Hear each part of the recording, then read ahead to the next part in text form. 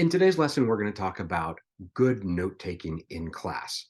Now, I'm going to assume that you're going to class and not skipping because that's step number one in actually taking good notes, showing up in class. But note taking is kind of a lost skill. I've noticed with a lot of our students that since the pandemic hit, note taking has fallen off the board completely. People did not take very good notes during the pandemic when they were learning online for a year. And so they lost some of that skill. So note taking is really important in all of your classes. It doesn't matter whether it's math or science or history or English. Taking good, solid notes in class is fantastic. So, what are good notes, right?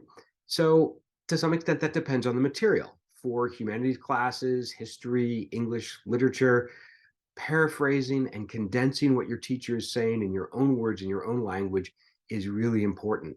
Part of the reason is it forces your brain to understand what the teacher is saying so that you can paraphrase things in your own words and write them down. And that helps get that information into your brain. For math classes, it might be writing down problems, but pointing out, putting little notes with arrows. Hey, in this step, you need to do this. Or in this step, I often forget to do this. Jotting down those little explanatory notes, really, really important. Obviously, you want to keep any formulas down in your notes and make sure you highlight them. And what I would recommend, if you haven't tried it, try doing Cornell notes for some of those humanities classes. You can even do it for math and science as well. A Cornell note is a really interesting process. I'm not going to go into it in depth here because there are so many good online tutorials about taking Cornell notes. So just take a look at Cornell notes online and see if that's something that you think would be effective for you. All right, in our next session, we're going to talk about why cramming doesn't work very well and what to do instead of cramming.